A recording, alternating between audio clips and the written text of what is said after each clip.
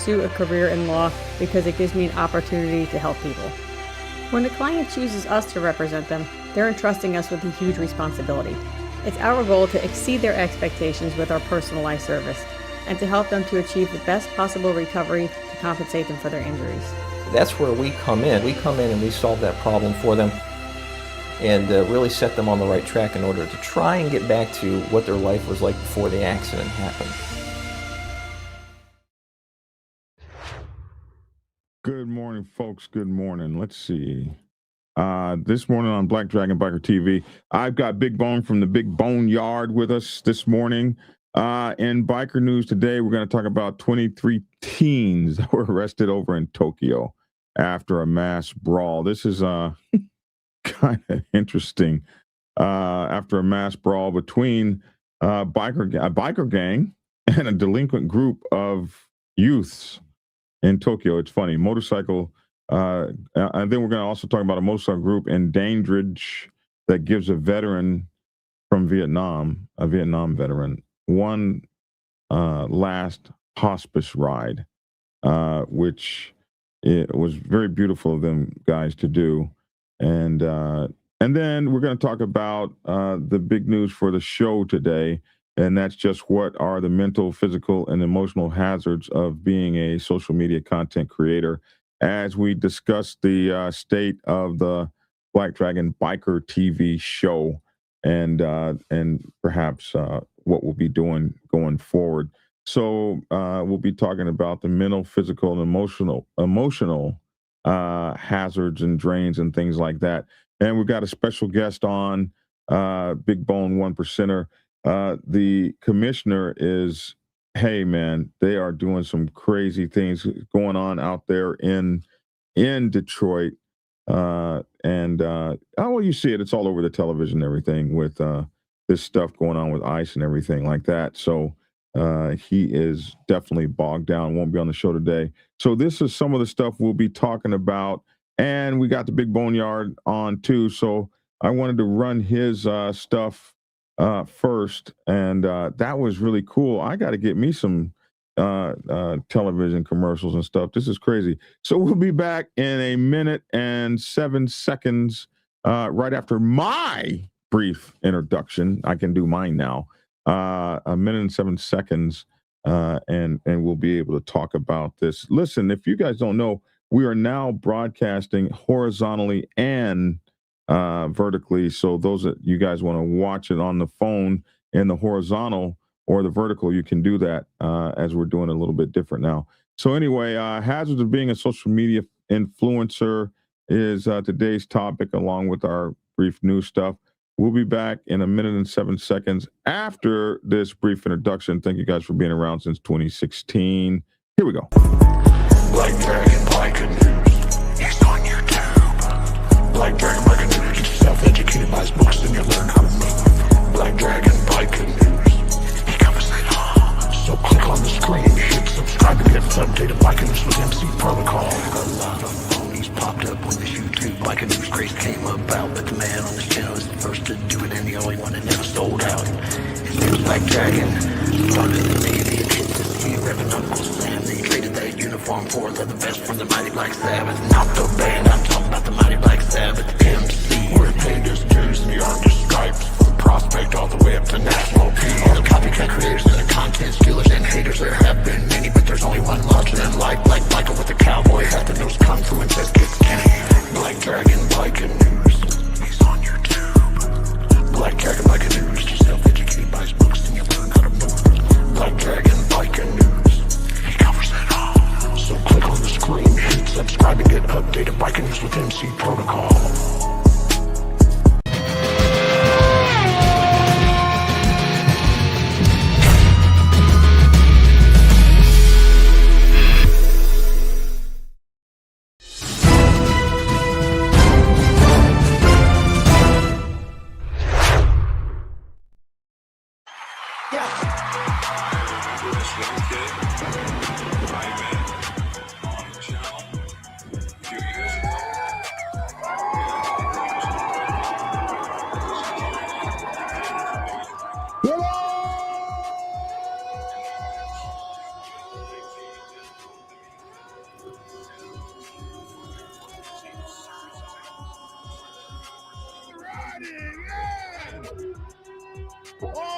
righty then.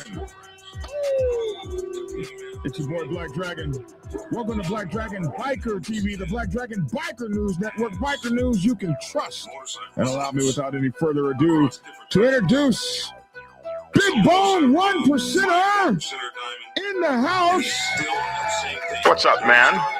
Hey, what's going on? What's going on? Oh my goodness. Yeah, what's going on? You sound a little muffled. Do I sound muffled? Yeah, it changes a little bit. I don't know. You don't make any changes in the studio. One day everything's good, and next day everything's muffled. I can hear you. It was just like a little, like from earlier to now. I don't know what. That's okay. I can still hear you. Muffled. Just a little bit. Dang. Well, let me see. Make sure. People get mad at me. Why do you start the video quiet and then start yelling and shit? I don't know, man. That's somebody at the round table is almost back together. Oh, that's really cool. What's up, man? How are you? Man, hey, brother. Good. It's been interesting from the last time we did this. A lot of interesting stuff. A lot of stuff going on out here in the ATL, and of course where you are down there. We'll get to you and all the great things you're doing here in just a minute. What we're going to do is we're going to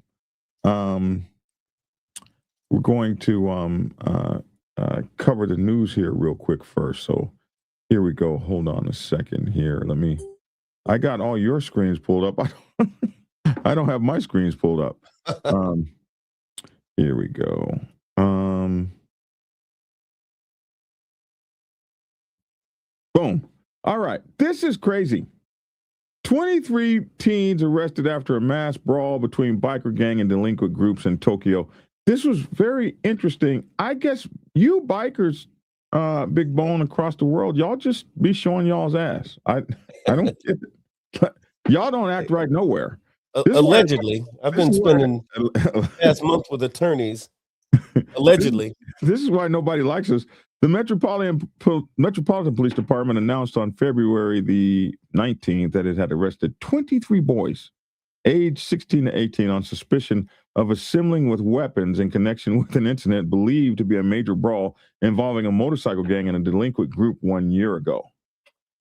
So when we flash over here real quick to AI and said, AI, what happened in Tokyo? On February 19th through the 20th, 2025, a large-scale fight broke out in a housing complex in Fusa, the western Tokyo suburbs. Around 40 members of the Bozozuko biker gang. They got girls too. They do? Yo, you've heard of these folks? Yeah, they got girls. Wow. In Syrian, based in Sagamihara, Kanagawa Prefecture, clashed with 20 members of the delinquent group Kayawakai. Yeah, Kayawakai. Or Kayawakai based in No, that's Kyoku Wakai. Koku Wakai. Didn't you go to Japan while you was in there? I wasn't pronouncing anything when I was there either. Oh. Okay. Kyoko Wakai. Right, there you go. That's what I said. Didn't I say that? Nope. Kyoko Wakai. Kyoko Wakai. That's what I meant. There you go. Or Kyoko Wakai based in Hachiochi. Hachiochi. I knew that. Hachiochi, Tokyo. The rivalry dates back years and involved weapons, which they don't do a lot of that there, leading to injuries and among several teens. So a year later, they arrest 23 boys, just ages 16 to 18, on suspicion of assembling with dangerous weapons, a charge under Japanese law for group violence. The arrests followed a months-long investigation. No new major incidents on that. So this is what this story is about. The large-scale fight broke out in a housing complex near the city of Fusa, and 40 members of the biker gang, Syrian, based in this place that we said yesterday, or said a few minutes ago, and 20 members of the delinquent group that you've heard of before. Yeah. Kayawakai. Is that what you said? Kayawakai? Kayawakai. Yeah. Kayawakai. That's what I meant. Based in Tokyo, city of this other name you used. The total of 60 participants reportedly clashed after one or more members felt they had been made fun of by the other party.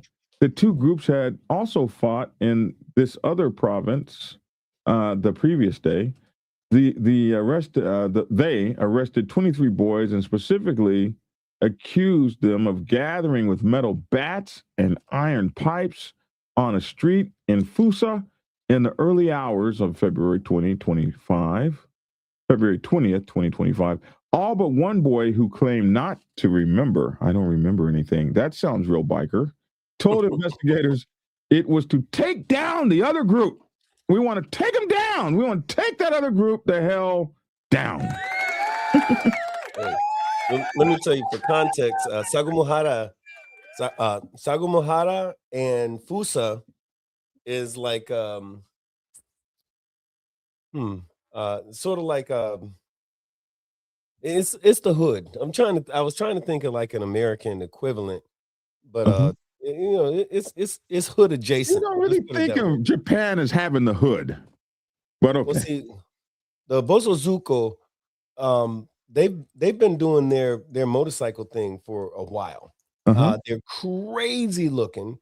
I mean, the things they do to motorcycles should probably be illegal because of the crazy way it looks. I'm talking like pinks and purples, and they take these sissy bars and throw them up 8 feet, and it's very inconsistent with what you would think of a motorcycle club in the United States. But that's just Bosozuko specifically. That's their thing. It says so I can see why somebody would make fun of them. It says the Bosozuko motorcycle gangs or delinquent youth groups in Japan often involve modified bikes, loud exhausts, and territorial fights, echoing outlaw MC dynamics, but more youth-oriented. This highlights ongoing youth gang issues in Japan, with police cracking down hard on weapons and assembly. They got the same BS going on we got. Yeah, Bosozuko in particular, they just look freaking nuts. They really do. They and they do what they do. But yeah, they're on some different ish. I wonder if we could find a picture of them, the Mozozukus.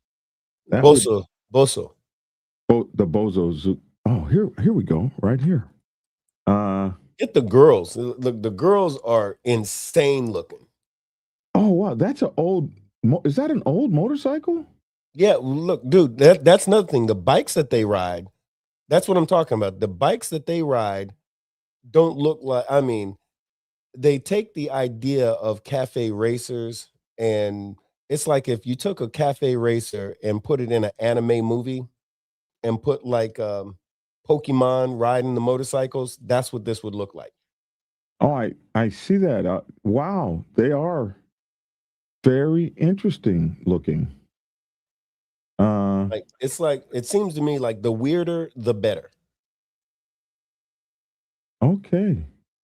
Well, they're proud as hell of it now. Yeah. Now look, if you put in the girls, in fact, you'll see some just. Here's a couple right here. Bosozuku girls. Here's the Bosozuku badass girl gangs of Japan. It's right here. Let's see what they look like. Oh, they got it. This one has a bat. Yeah. Wow. Holy moly, man. When we were over there, you had to worry more about the girls than you did the guy. Not us, but if you were on the Japanese set, because they have a motorcycle set for sure. But the ones you had to worry about, the ones folks would be concerned about were the women, because it's like they always had a chip on their shoulder, and it's like just like here, they had something to prove. The problem was they proved it extremely like better than the guys. Wow. There's a whole thing about them here. Yeah, I was telling you. Oh, look at that motorcycle. That is wild. Yeah. Holy God. Yeah, it's the old cafe racer style. The sissy bar is crazy. A back pad. Yeah, Wow. that's what I was telling you. They'll take a sissy bar and throw that joint up to the sky, or they'll turn it into like some sort of a friggin' dragon or something turned backwards, or all kinds of stuff. Wow. Oh, well, geez. Wow. I didn't know nothing about this. Yeah. And here's some of the guys here. That's like a 1972 looking Kawasaki or something. Well, you got to also remember that for the longest time now, technology has changed everything in Japan. But like back in the 80s, uh, Japan was always 10 to 20 years behind America, Uh-huh. and they loved all things American. So a lot of things that they were doing was the farther back it was in American style, the cooler it was. So for the longest time, like in the 80s, they got heavy into the whole country and western thing. Like they had a bunch of Mm. country bars that was popping up all over, like Kyoto, uh, Okinawa, and all of these places. Everybody had a country bar. In fact, on the third floor of McDonald's was a country bar. But Mm. of course, the second floor was a bar. No, the second floor was like a sit down restaurant. It was still McDonald's, sit down restaurant. Third floor country bar. Fourth floor, it was like a hip hop kind of a thing. And the ceiling, the top floor was like a piano bar. But it was all owned by McDonald's. Wow. But then but yeah, but so back then it was country and western. Then they went to this whole phase, and it's still there quite a bit, is the 1950 greaser look. So everybody wanted to look like a biker from a greaser motorcycle, pardon my Yeah. French, the motorcycle gangs of the 1950s, where everybody was a greaser looking like Yeah. Fonzie and stuff. Yeah. Yeah. And all the girls wanted to look like Olivia Newton-John from Grease. Yeah, Right. okay, like that one. Yeah, you scrolled past a picture of like them doing that 1950s thing. Yeah. This Let's this see. just sort of, so Yeah. now with Bososuko and some of these other groups, that's their whole thing, is they're just gonna be out there. But they all pick like a theme, if you will, for that club. One club might be, hey, we're 1950s greasers. Some of the other ones might be steampunk, because that's a whole thing, like that steampunk image. Yeah. But it all revolves around their motorcycles, and the motorcycles are extremely individualized. Japanese women can wipe their own ass. Wow. Okay. Okay, baby. I don't want no Hmm. trouble. No, right, right. Yeah, Wow. Bozozuku. yeah, Wow. Okay. Damn. Biking from all over the world you get here. yeah. Hmm. Bosozuko. Bozozuko. Mhm. Wow. Look at that. They're serious riders, man. They ain't messing Mhm. around. Okay. Little And here's girl. another one. It's pronounced slightly different. I'm probably doing the accentuation improperly, but it's Bozosuko or Bozozuku or Bozozuko, depending on whether it's a man or a woman. Ah. Okay. Well, there we have it. Well, they were in a gang fight a year ago and got arrested yesterday. Oh, wow. It took them a minute. Wow. Yeah, it took him a minute. Man, that is so interesting. That guy had a katana. Wow.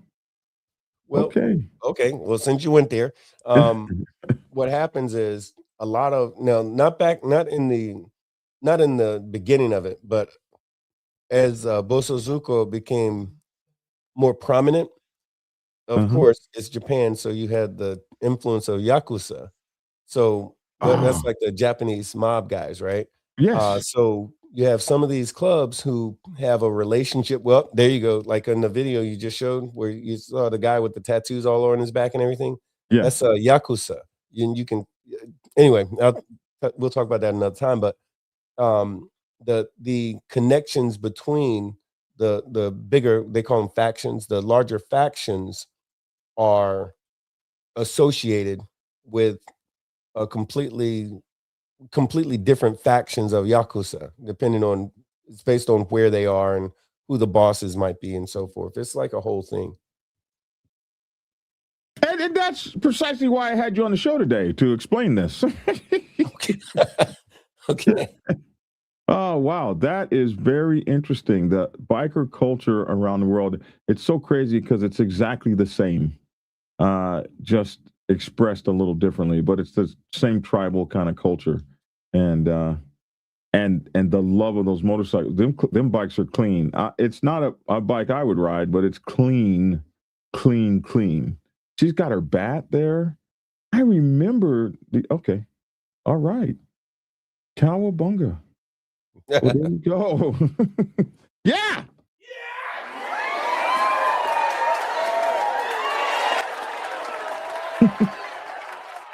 So we have learned a little bit about a completely new riding culture, and of course they're in trouble with the police, like we all are. So there you go.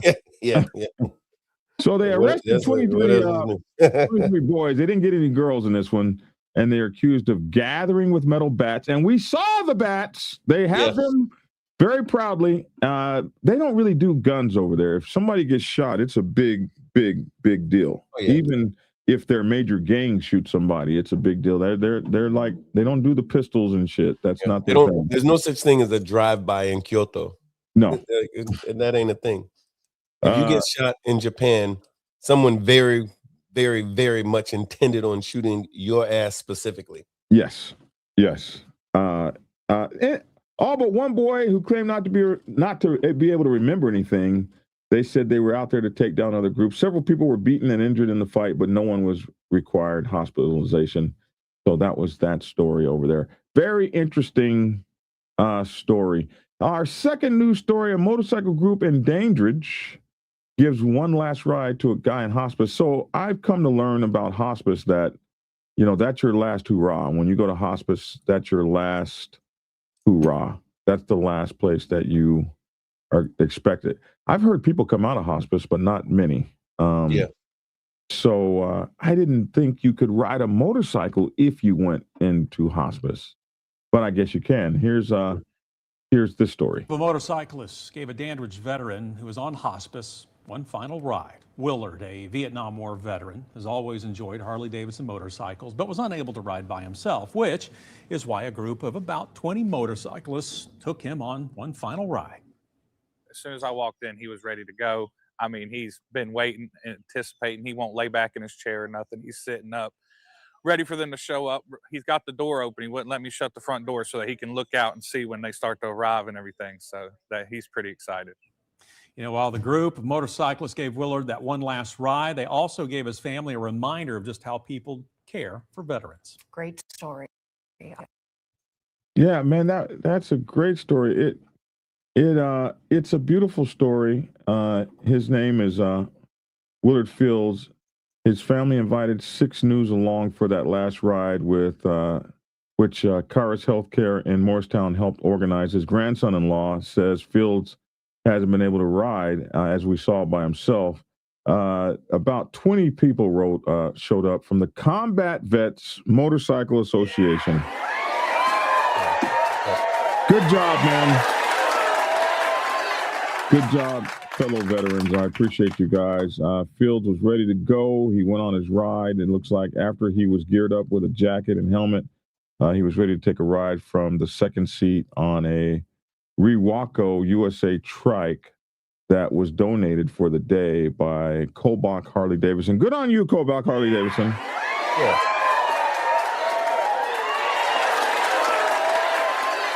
Here's some pictures of the ride. Oh, wow, man. He must have really enjoyed himself. And, yeah, man, he's not doing well. Of course, he's in hospice. So, but he was doing well that day. Look at that. Whatever he is afflicted with, however bad his illness, look at what a motorcycle ride did for him, man. Do you see the smile and the energy in his body? This is why we ride motorcycles, man. He's so happy. He's hugging everybody. He's on his oxygen and everything.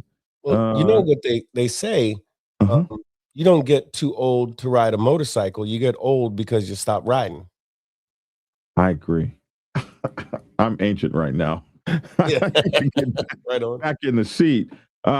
This is him on there. Look at that motorcycle is sick, man. Wow. That is sick. That is wild. Holy moly! You know, I'm thinking like, how much does that thing cost? That's north of 60 grand, I would say. Oh yeah, for sure. For sure. That is sick. Wow. And it's a Harley, I guess. Is that a Harley thing? That's some sort of Harley. The front of it looks like I want to say a street glide. Is street glide-ish? Yeah, I don't know enough about Harleys to even venture, I guess. But that thing is sick, man. Holy moly. If I'm going to take my last ride on something like that, yeah, right. It looks like it's got car tires on the back. Yeah, right. Yeah. Which like, yeah, that thing those redneck dually vibes. Oh my goodness. That guy's smiling ear to ear, that combat vet right there. But they say Harley donated the bike for the day. So I guess you could go over there to the Harley dealership and pick that sucker up. Let's see. What Harley dealership was that again? A damn good one. Pullback Harley Davidson over there in Dandridge, man. So give them a shout out.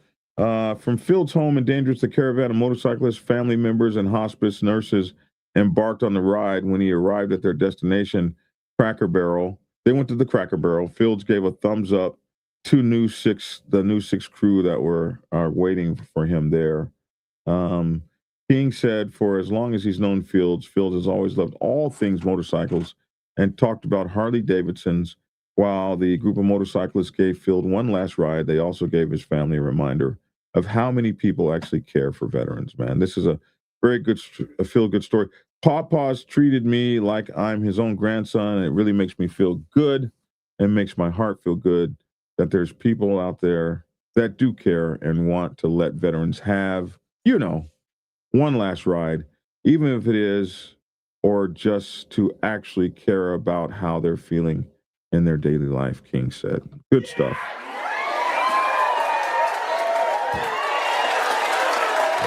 We don't get to see this, man. We don't get to see this often. So, my COC did last year. There was a Marine Corps veteran. He's 100 years old, World War II Marine Corps veteran. And for his 100th birthday, we got the COC, the West Florida Confederation of Clubs, along with Tampa Homeless Outreach, some guys from the Patriot Guard, and the Boneyard chapter at ABATE, and a number of other folks who just wanted to do the ride. But what we did, we went to it was his 100th birthday. His family had him set up outside in a big old chair, like a throne, with the Marine Corps flag on one side, American flag on the other side. And he's sitting in his front yard at 100 years old, wondering, what the hell am I doing sitting outside? We got a World War II Jeep, and we had a motorcycle with a sidecar, and of course, about 130 other motorcycles. Anyway, we pull up to his house. His eyes like to jumped out of his head. And we were telling him, hey, we're doing your ride for your birthday. We were going to just ride him through town wherever he wanted to go.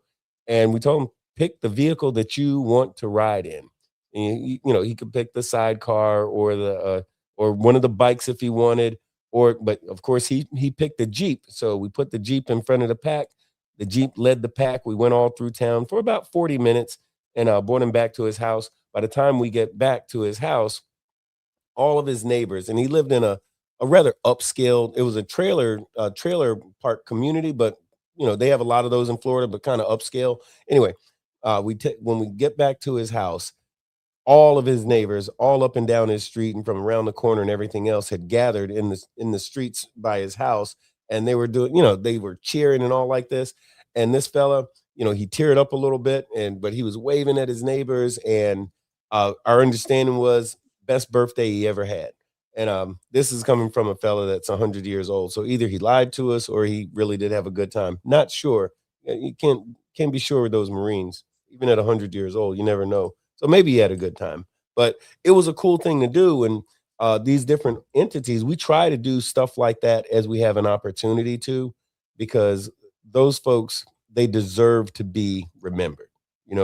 he's 100-year-old man sitting in his chair and all like that now. But once upon a time, he was out there kicking ass, taking names, and doing it in the for the protection of America. So, we got to appreciate that. Amen. Yeah. I want to say thank you. First of all, I want to say, Mike Ball, thanks for the raid, man. Appreciate you, bro. Thanks for coming out, man. And thank you for all Mike Ball's fans and subscribers. This young man is doing incredible things. He like Big Bone and others, came over here, got their start here on the Black Dragon Biker TV. And I'm watching just all you guys just blow up and do great things. Bone, all you guys, from Lavish, Mike Ball, everybody. But we all really basically kind of come from Hollywood and Insane Throttle. It's kind of crazy because he mentored and brought me forward. So to watch all you guys do all the great things. So Mike, thank you for the raid. And also I want to thank, we have a new subscriber who came in as a full patch. And thank you, Motogato, for looking over my shoulder as well. And thank you, Colbert One Chain Dixon. We appreciate you, man. Thank you for becoming a member. We certainly appreciate that. Man, we want more members. We need more members. So thanks a million. So we have unfortunately, I hate to announce that we will. The preacher has decided for now to move forward and move on to bigger and better things or other things. Something happened to him on the show yesterday, and Flames, I'm glad that you're on here. This will be the last time you're on here. I wanted to speak to you directly about what you did to that man for no reason whatsoever. This person has done you no ill will or no harm, and you have been making lies and untruths about this man on social media, creating AI content about him that mischaracterizes him and does not play him in a true light. You're a liar. And I don't know why. I've talked to you about this many times. And I don't know why you choose to fuck with people that ain't fucking with you. It's despicable character. It's despicable to do those kinds of things to people. Being a social media content creator, nobody signs up to be doxxed, lied about, and fucked with. Nobody does it for that. And this is a preacher who has a mission to do public outreach to people. And the kinds of people that he does outreach to, and the kinds of lives he has saved and people he has helped, it doesn't play well in those communities for people to keep saying with conviction and lies that he's a cop or a snitch or any of that other shit you do. And I'm pissed that you would do that to this kind man who has changed his life to be the betterment of people. He was the betterment of me when I was broken down and destroyed by my own motorcycle club. This man called me up and reached out to me and said, "You don't know me. I don't want to talk about your situation. I don't want to talk about your issues.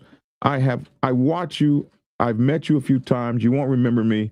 But what I want to do is I just want to check on your well-being and mental health. And if you will allow me, I'd like to pray for you."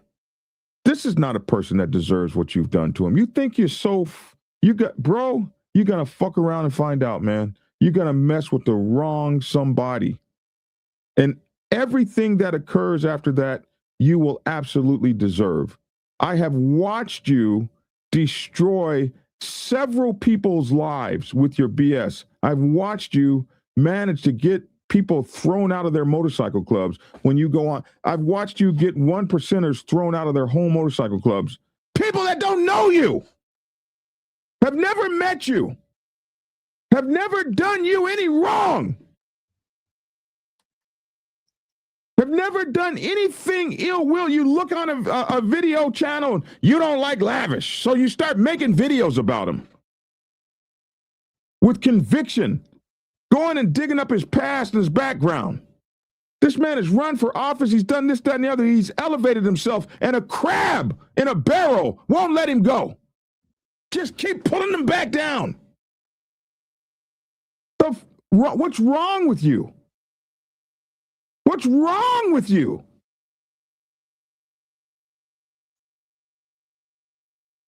Well, you got what you wanted.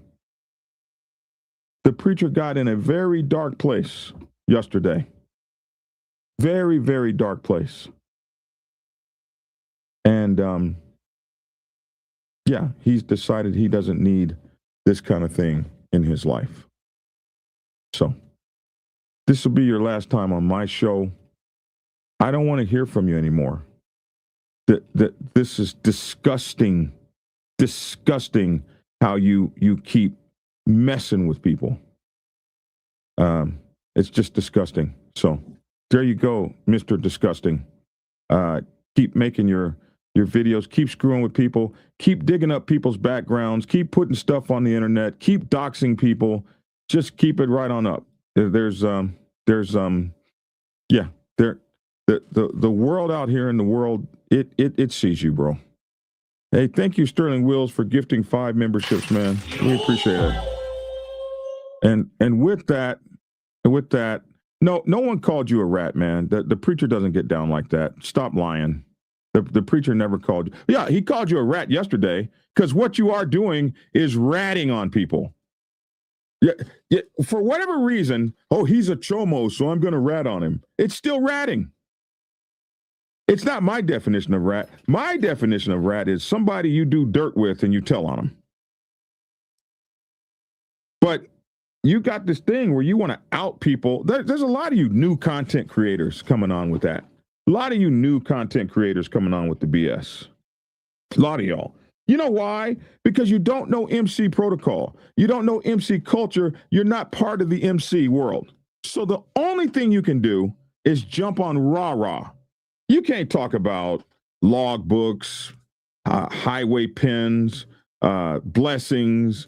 You can't talk about church. You can't talk about meetings. You can't talk about good standing. You can't talk about anything in the MC world. You don't know it.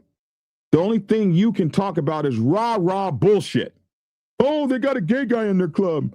Oh, they got a rat. Oh, they got a chomo. That's all you can talk about over and over and over again. And it's just too bad that people like to see that.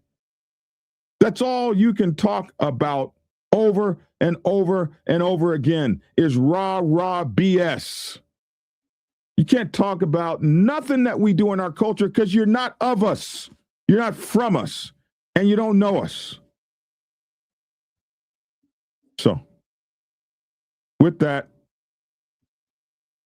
I now boot you from my channel. With this button right here. Bye. Okay. Go ahead. Where's the button? That was me. You mean this button?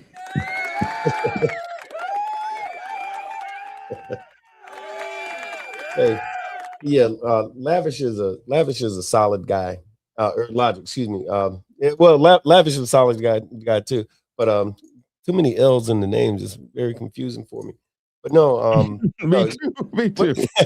What you said is pretty accurate. I mean, Logic he's a solid brother, you know, and it's unfortunate that him trying to, as I call it, spread the word that that's got to be a part of it. And here's the thing, it doesn't have to be. It doesn't have to be. You know, I come from a environment and culture where confrontation is it's not only inevitable, it's expected to some degree.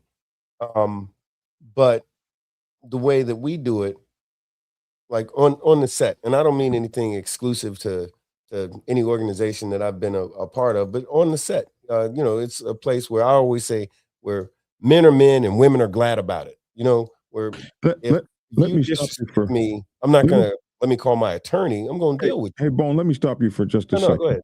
For just 1 second. Sure. This person right here is this is interesting because this person is one of Flame's supporters, one of his big supporters, and I never would have expected this person to say this.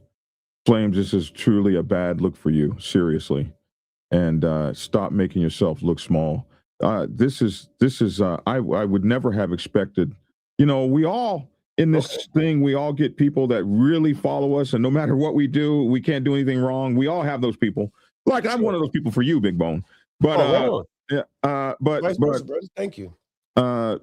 It is good to see that some people can see through BS because it is okay. Now go back. No, I guess all I was getting at is that there's some stuff that is for the airwaves. You know, if I legitimately have a problem with you or whomever, I might express to some degree what that is. But if I'm getting ready to get into it and get nasty and all that kind of stuff, what I don't want to be, I don't want to come across ever like I'm like one of those telephone tough guys, or you know, or keyboard warriors. And you know, because it's like if my problem is that serious, man, I'm gonna come and see you or invite you to come and see me. You know, because like that's how we get down. We this is a grown man's thing. You know, we're talking about the business of grown men and grown women. And the internet is always been a tool to me, you know, like social media is a tool, it's a way to communicate, but it's not the only way to communicate. You know, and it's relegated, it should be relegated to certain things. But if you want to call me out my name to that degree, and I've got that much of a problem with you, I need to go and see you. I need to go and do something about it. Right. Because anything more than that, I'm being clownish. Right. You know, and I think whether and here's the thing, whether you're right or wrong, it doesn't matter. Whether I could be right is all get out. And if the only thing I can do is, you know, take snipes at somebody with my keyboard, after a while, you know, I'm going to look a certain kind of way. You know, I put my money where my mouth is. Like when I talk about I've got an issue with the laws in the state of Florida as they, you know, because they make these laws and try to push these bills that go against bikers. I'll talk about it here. Then I'm going to get my ass on my motorcycle. I'm going to ride to Tallahassee with about 150 other folks that feel the same way, and we're going to say our piece. Now that's a legislative, that's a political thing, but it's about putting your money where your mouth is, you know, like, because otherwise you're just noise. You know, it's like those people who complain about what's going on in the world, but they don't vote. Hey, if you don't vote, you don't have no say so. You don't have no skin in the game. I believe in putting skin in the game. I had an issue with a certain somebody, a certain content creator, and I even hate to say that because it sounds corny when I say that, but I have had an issue with a certain content creator that lived in a different state. So I explained to him, you know what? Let's talk about this in person. Oh, I live in such and such and such. No problem. That's why God made airplanes. I'll be there Thursday. And I showed up Thursday. All of a sudden, magically, whilst I'm in the air, because I took an airplane to get there. All of a sudden, magically, by the time I get out of the airport, it's like, hey, wait a minute. Look at all this retraction stuff. I'm like, wait a minute. I've come all the way to your state so we can talk about this. Right. You know, and my brother had a motorcycle waiting for me and, you know, make sure I was suited and booted properly. All of a sudden, it was all a big misunderstanding. Oh, because now we ain't talking about stuff on a keyboard. And I'm not advocating for anything crazy. I'm just saying that, you know, the set is still the set. And there's a protocol and a way that we do things on the set that transcends a freaking keyboard or your cell phone. Mm-hmm. So if you ain't gonna do that, then I don't really want to hear so much from you. Right. So I wanted to talk to you today about the hazards of being a social media influencer, because I don't think a lot of people understand what goes into this. I'm checking my blood pressure right now because everybody's telling me to do so, and I'll be damned. It looks like it might be up there. I'm waiting for the results, but I want folks to know that yeah, it's up there. I want folks to know that it is important. We put our lives into this. We put our lives into this damn thing, and we actually do this because we love and we care about the genre. Let me take a pill real quick. Well, okay. I don't stroke out on you mofos. We put our whole lives into this sort of thing, and it especially you're doing it every single solitary day, and a lot of times you don't understand how hateful these people can be. This guy Flames, I'm sure in his mind he's doing a grand thing. I go after chomos and I go after his criteria of people he goes after. And what I see a lot of is when a guy makes up his mind that he's going to be judge, jury, and there are all kinds of procedures that exist in society before you're allowed to label somebody, prosecute them, and be the judge, jury, and prosecutor of them. There's so many checks and balances because once you've done something to somebody, it's very difficult to take it back, almost impossible. And these people that follow these channels, these people that go after folks, and Mike Ball told me, and Mike Ball is becoming very successful in his show. Mike Ball told me once a few days ago, I just delete folks.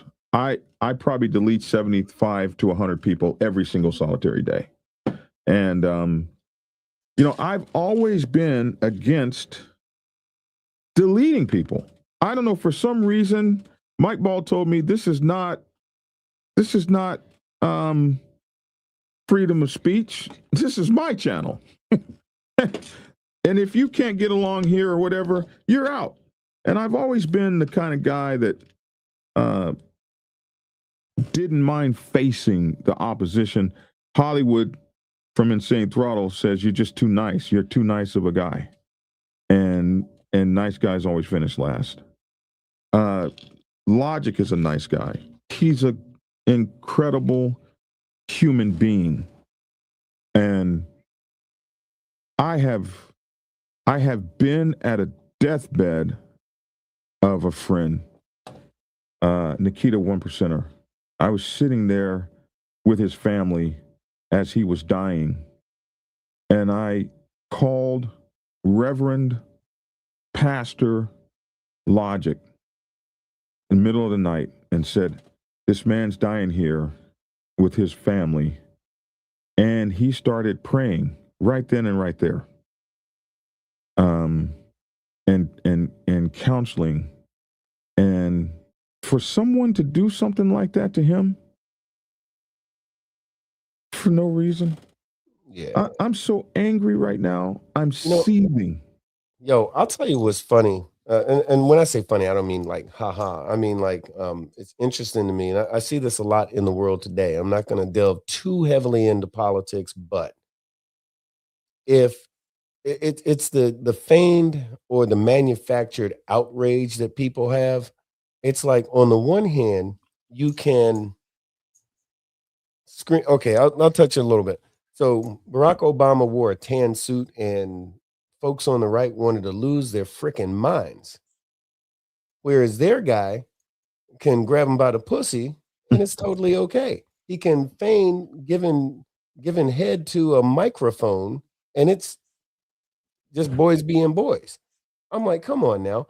Like, if you legitimately have a issue about immorality, then be consistent, but also do it in such a fashion whereas you're directing that that rage, use the proper medium. Because like if somebody's really irritating me like that, I'm gonna go and see him.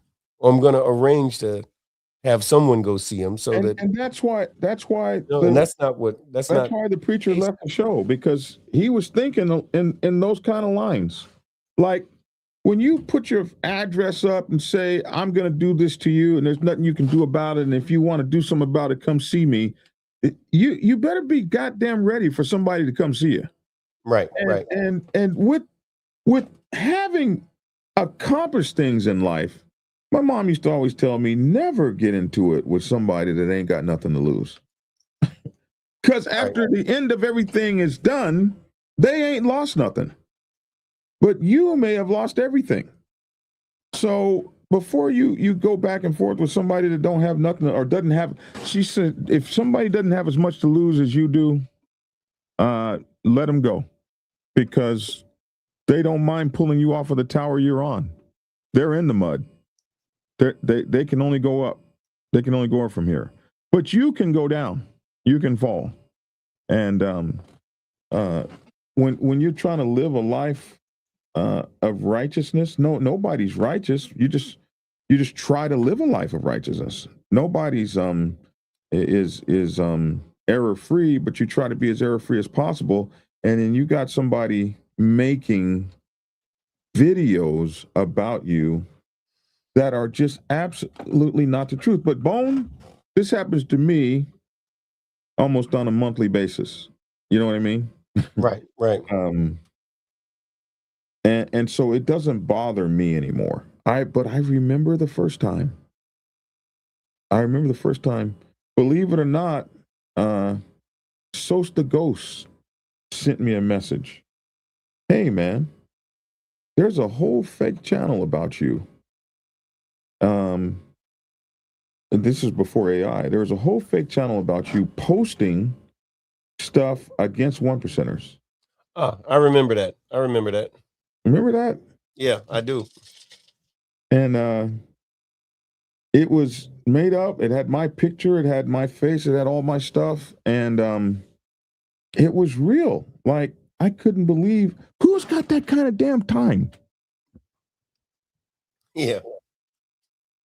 Okay. My blood pressure has come markedly down. It's here's the thing though, you got to think about. This is the thing I've advised you about before. You got a couple of different the sort of folks that do that kind of stuff. They call them trolls, right? But trolls with technology they're like trolls on the trolls we had 5 years ago. These cats today are like on steroids because of technology. But the motivation behind it, which a lot of times somebody says something stupid or they start some stuff, you don't really want to understand where they're coming from or why they did it. But the why is super important. I'll tell you what I mean by it is this. If someone takes that kind of time out of their life to do a project to defame you, do you know you must be living rent-free in their head, and to the point to where they're going to stop everything else that they're doing just so they can screw with you? Man, you don't have a life if that's the case, right? Because if you think about it, a number of us, I can't say everybody, but a number of us are out here living life, doing stuff. And like in my case, I can get a proper show. I won't say I can get a proper show, but a lot of times it's a chore to do it because I'm out there doing biker shit. I'm pounding the ground. I'm doing stuff. I'm riding. I'm flying my colors. I'm going state to state, all over the great state of Florida and doing stuff. I'm doing biker shit. I'm living that lifestyle that I'm going to talk about and answer questions for folks and, have different topics that we're chopping it up about. I'm out there doing it. The same time I'm out there doing it, you're out there doing it, other folks out there doing it. You got these other cats who not only are they not doing it, but they're hating on you because you are. So they're spending all of their time to try to, one, to trash you, but two, why? Well, because they don't have enough of a presence on the set themselves. So they're going to try to steal one by getting in an argument with somebody like Logic. Because Logic, folks know who Logic is. Nobody knows who that guy is. But guess what? If the conversation goes, who is that guy arguing with Logic? Let me find out. Let me click. Let me see who he is.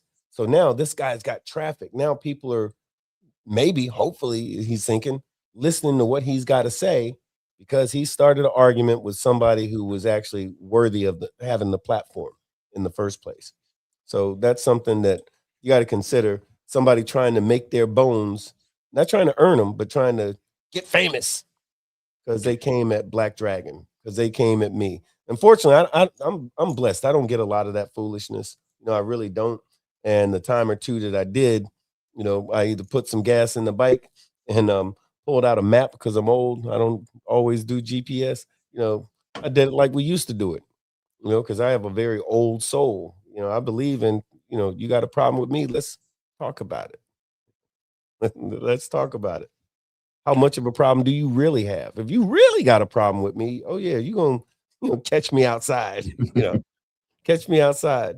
So I wanted to talk about for people, because a lot of people are coming into this, and people. I had a talk with a young with a guy last night that's going to be coming into this.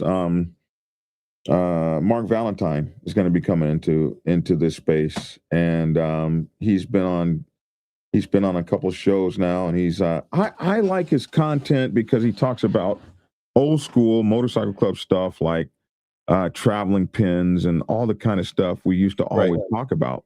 And I told him, I said, these are the things I just want you to be aware of. And so for folks that are coming into this that want to be content creators or just want to know some of the stuff we go through, I did a search on I like using AI for a lot of this stuff, a lot of my searches and stuff. And Grok is one I use a lot. Mental, physical, and emotional hazards of being a social media content creator. This is a growing concern in the creator economy, especially relevant for biker media folks dealing with comments, backlash, and constant posting. Recent studies and reports highlight, first of all, mental and emotional hazards. There's high rates of anxiety, depression, and burnout. I've been through this. And I must be doing it wrong. And there's isolation. And the isolation, you can be isolated.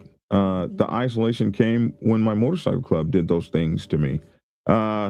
So in 2025, creators for a mental health study found creators were twice as likely to experience suicidal thoughts as the general U.S. population. 10% are linked to the pressures of being in social media. Dopamine addiction from likes and views. A lot of people say, you only do this for the likes and views. It can be a dopamine addiction. To get those likes and views can be addicting, and you'll find yourself doing almost anything to get them. You could find yourself doing anything like creating fake videos about people to get that, going and digging in people's backgrounds, messing with people. There's a couple ways you can be a social media creator. You can be one who elevates and edifies and teaches, or you can be one that destroys, like a little sprite, destroys things and tears people down. They both get views. They both get similar views. Sometimes the worst shit gets the most views. So because I'll put it like this: the saying that the old folks used to say is that a lie will travel halfway around the world while the truth is still getting out of bed in the morning. And I must be doing this thing wrong because as I'm listening to a number of the things about anxiety, depression, burnout, and all like that, I am clearly doing it wrong because thank God I don't have none of those sort of things. And likes and views are cool. Don't get me wrong. I know the algorithm digs that and all like that. But I was talking to you this morning. I have no idea if I've made any money at all in the whole time I've been doing this. I just recently learned about monetization, right? And so I'm just saying my motivation with this putting this information out and doing the big boneyard. Wait, hey, like, subscribe, share, big boneyard, check it out. But no, for real though, is that my motivation behind doing this was I saw a need and I was trying to address a lot of incorrect information that was floating around out there in the interweb that was just wrong. That in some cases was getting people hurt because they heard a thing on the internet. And I'm like, no, if you want to know how this thing works, get out here, get a motorcycle, learn how to ride it, and then do that. Talk to some club members, find out, spend some time with these folks. And in lieu of that, I'm going to help you not to step in it like I've done once upon a time. I'm going to learn things from folks. I'm never going to stop learning. I'm going to learn stuff from folks and I'm going to share what I've learned as I'm allowed to, because certain things ain't for everybody, but just so that folks can know that this biker lifestyle, yeah, we can enjoy it, but there are some pitfalls. The reason that folks keep doing this, as much as we bitch, moan, and complain about the problems on the set, and this one's doing it wrong, and that person did a bad thing, and how to pass 1%ers on a motorcycle, and all of these things that we talk about, all of that, we still love it. Why do we love it so much? And I'm trying to get that out there. Like, how does things work? If a 99 club knows protocol, that makes my life easier. Mm-hmm. And if my brothers know what we're supposed to do, them cats wearing that jewelry, that makes our life easier. So we can, and then everybody forgets about the number one thing. I thought we like to ride motorcycles. That's got to get in there somewhere, don't it? But going back to my thing, man, I'm not worried about no money because I ain't getting no money from this. I'm not worried about likes and all like that because the folks who want to know the real legit, real deal information and chop it up, have some fun. Those folks are going to rock with you anyway. They're going to take the ride with you every day or every week or how often the shows are. They're going to rock with you because real recognizes real. Mm-hmm. Some folks gravitate toward BS because they be on bullshit. Mm-hmm. So they gravitate towards it.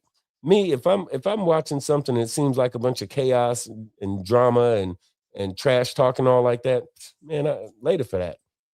That's not what I'm into. You know what I mean? I'm one of those glass half full kind of guys. You know what I mean? And I'm speaking this from the diamond side of the fence. Everything don't have to be full of drama and BS and all like that. That's not the reason that bikers are bikers. Bikers are into most bikers that I know. And once upon a time, it was all about freedom. I want to do what I want to do. I want to do it when I want to do it.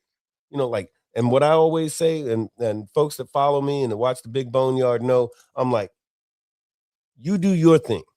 I'll do my thing. As long as your thing ain't messing up my thing, we ain't gonna have a thing. Mm-hmm. But that's it. That's like the secret sauce to this whole thing. Don't go fucking with somebody unnecessarily. And if you do, please be ready to accept the consequences. And that's the problem with social media, is that people feel like they're alienated on purpose. They can say what they have anonymity. I can talk all the trash in the world and you can't find me in freaking Duluth, Minneapolis, or freaking Iowa or wherever, whoever, the guy's somewhere in his mother's basement Some people with a want you to laptop. find them. Some people want you to find them. Some people want to do battle with you. Some people want you to give up everything you've ever worked for. They don't have shit. They would love it if you showed up ready to throw some jabs. They would love it. They would love it if you showed up and you've traveled to Tucumcari, New Mexico to take your ass straight to jail after doing whatever you did. And but some of us are foolish enough to be all right with that. I've been to jail. See, that's the difference. Let me tell you something. That's the difference. And I'm not saying every man is a man, right? But some men are perfectly okay with the consequences of their actions. And when I said earlier that the set is where men are men and women are glad about it. And I use the reference, if you disrespect me or something like that, I'm not going to call my lawyer. I'm going to beat that ass. Mm-hmm. It's different.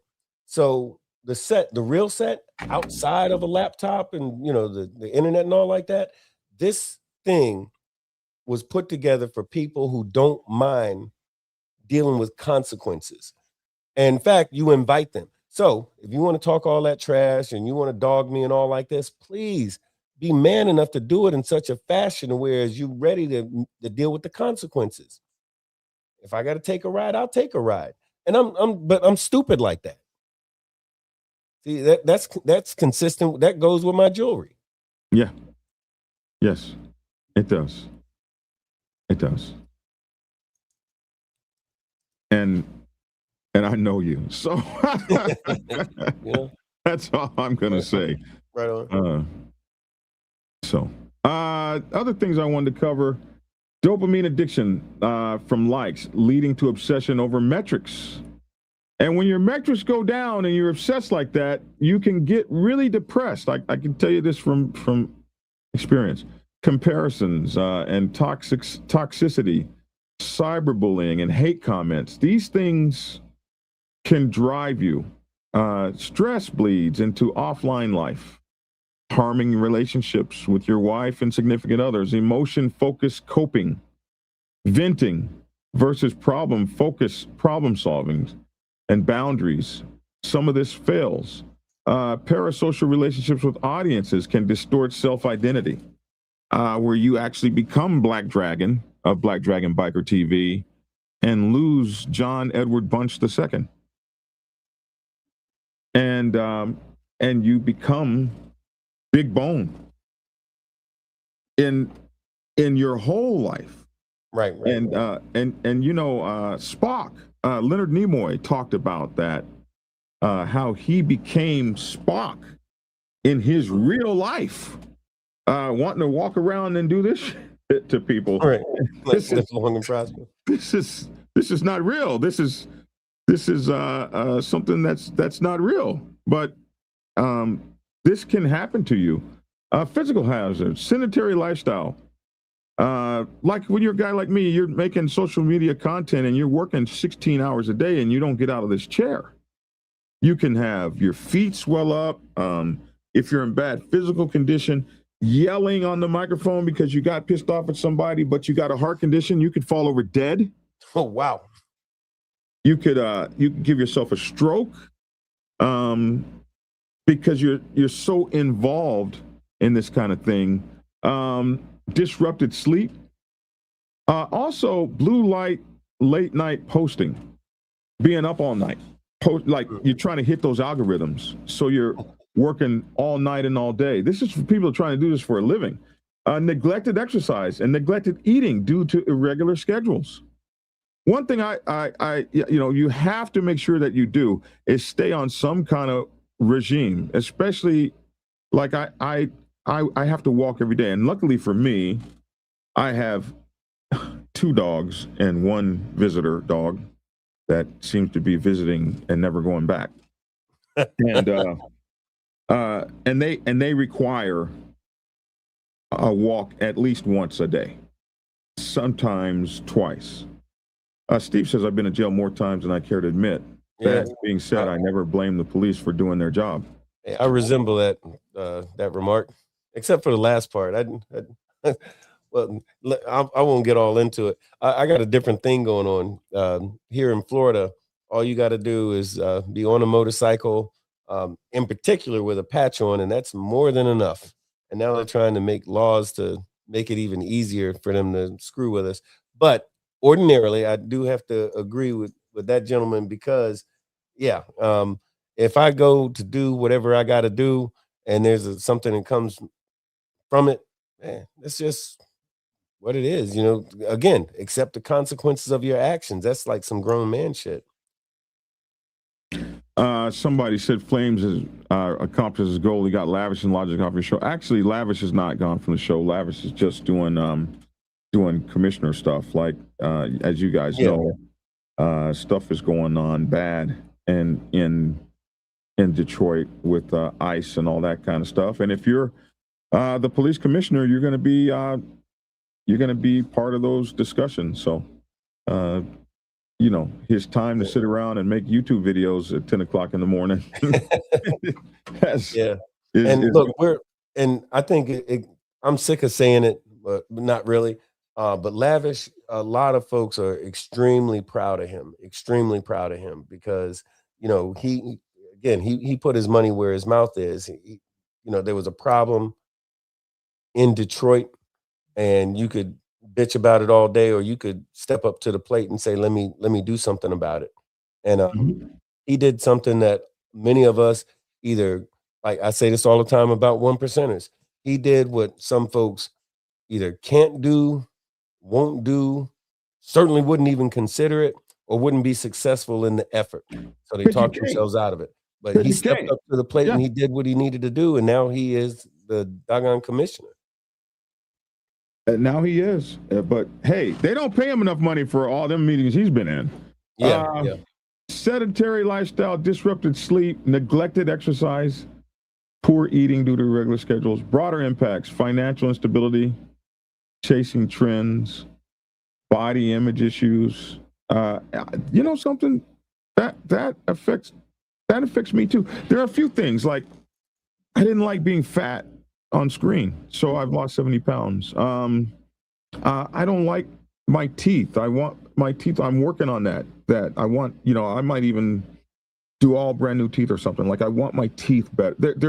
This is kind of funny that they would say stuff like, I realize people are watching me. I want to make sure my beard is right. Dumb shit that I don't care about if I'm retired and I'm waking up. But if I got to be on TV every day, did you wash your face this morning?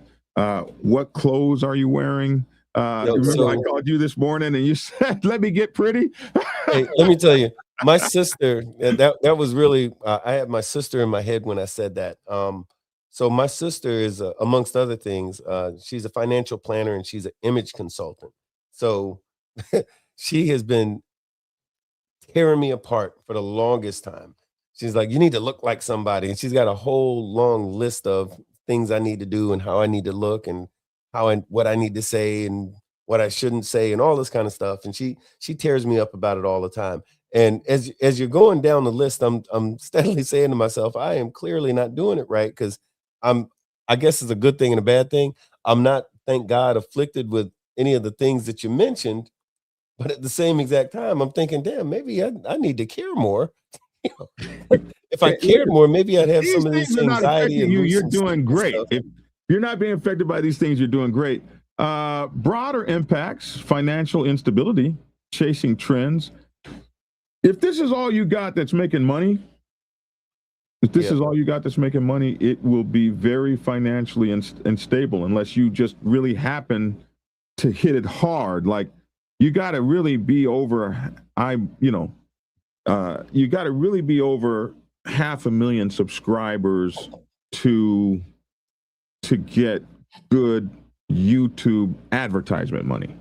In that case, stop what you're doing right now and hit the subscribe button on the Big Boneyard. and here too, you got to hit the like, subscribe. I always say that just because I used to hear other people say that, and then about a year or so into it, I actually learned why people say like, subscribe, and share. I'm like, oh, the algorithm thing. Now I'm learning that it's some folks out there making money doing the stuff that I would do and am doing for free. But I do it because I love the set. I love this lifestyle. I don't mean to be sacrilegious with the next statement, but this MC lifestyle, it's like a religion to me. Like, I believe in it. I believe in America. I believe in freedom. Like, that's why I joined the Marine Corps and all that. But I believe in this thing that we do. I think that the MC, the set, is one of the last true vestiges of, if I'm using that word properly, of freedom in America, right? And it's being an American is supposed to be all about freedom. And the way the bikers used to be back in the day, it was like the freest people you could ever meet was going to be like a hippie or a biker. In fact, there's only a few, like, tattoos. No kidding. This is a thing. So back in the day, if you saw somebody with a tattoo, you knew that was either a Marine or a sailor, a freaking pirate, or a hippie or a biker. You had 5 folks that was going to be wearing, that was going to have a tattoo on them. Yes. Just that was it.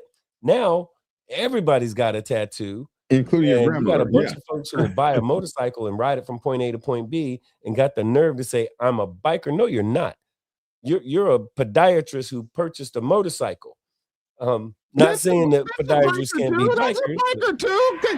Yeah. That's a biker. That's a biker too. Yeah, but it's a different thing. You know what I'm saying? It's like, hey, you guys stand by a second. Hey, y'all talk amongst yourselves. Hold on. Something's going on. So the other thing I wanted to bring up was this is the final things. So cyberbullying and harassment. 41% of U.S. adults face online harassment. Can you believe that? 41% of U.S. adults face online harassment, including threats, stalking, or sexual abuse. Creators are prime targets due to visibility. If you are a content creator, you are going to face online harassment.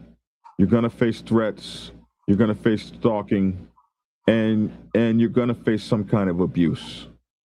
Not particularly sexual abuse, but I've seen people do all kinds of things and make it look like creators were doing homosexual acts and all kinds of stuff. And this is primarily due to your visibility. Like, you are on social media, you can be attacked here. Deranged viewers can escalate from hate comments to real world stalking, like tracking your rides, showing up to your events, following you via geotags. This can lead to online content creators having paranoia and emotional exhaustion, and all kinds of stuff. Depression, anger, revenge, feelings of revenge. You want to go hurt a mofo. I've seen social media creators do it all the time. Meet me here, this, that, and the other, because somebody is doing something very disrespectful that they wouldn't do in person. So if you're trying to come into this lifestyle and be a social media content creator, the ups are the money, if it's good.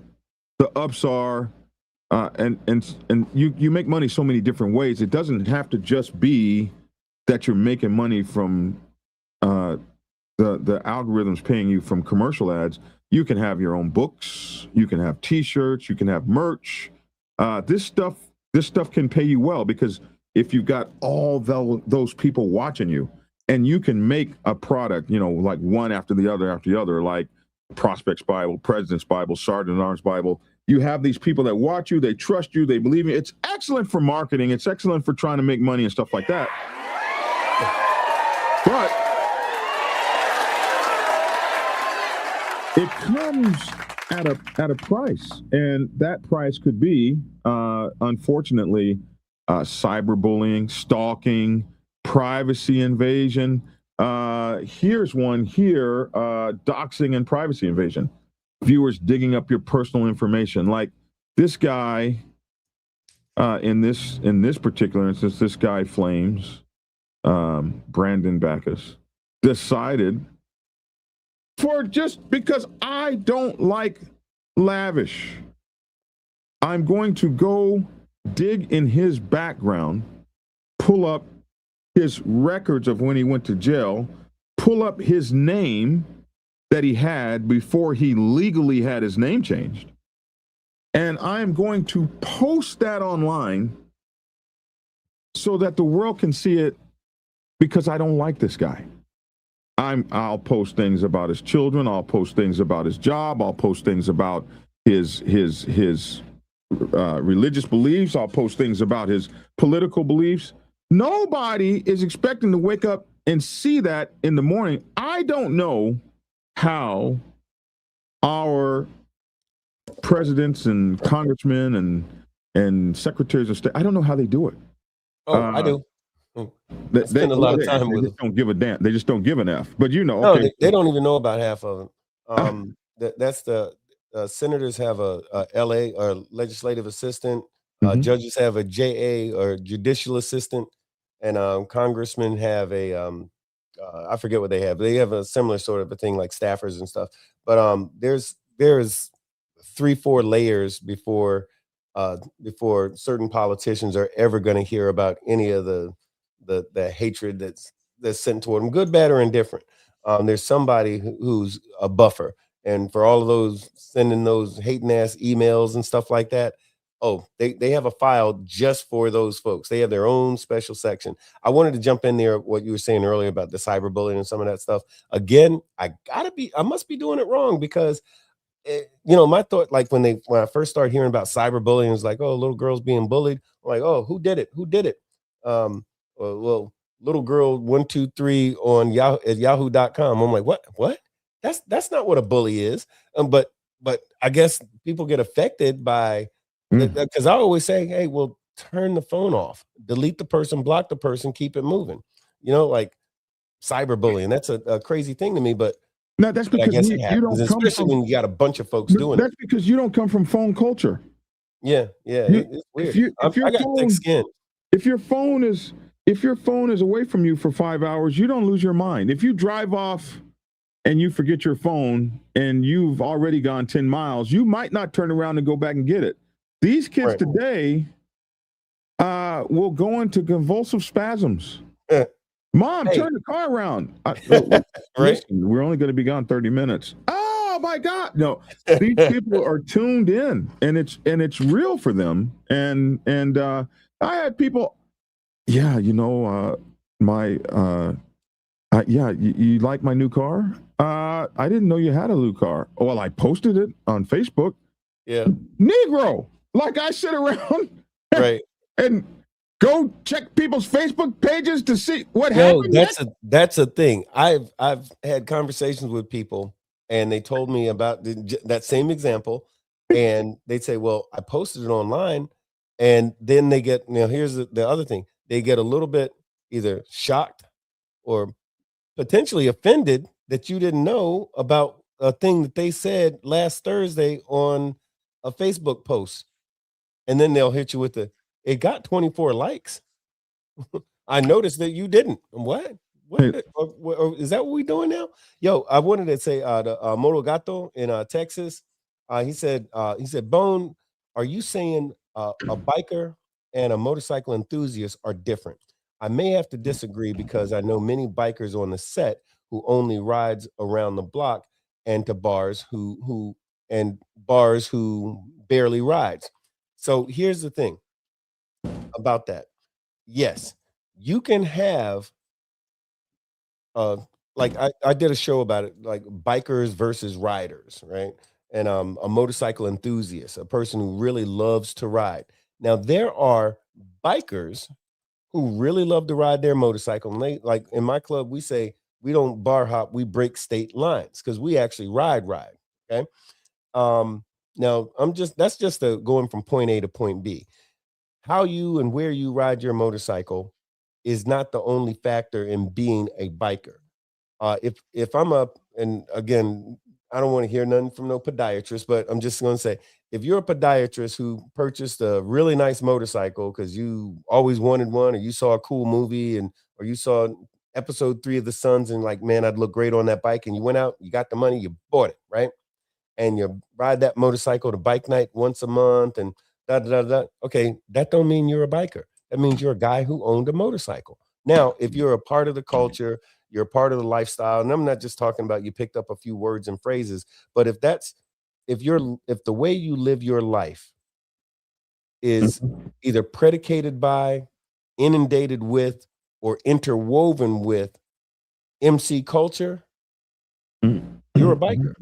Right. And if you're a biker, chances are you're going to actually ride your motorcycle, because bikers, we want to see what's on the other end of that tank of gas. We want to go places and do stuff.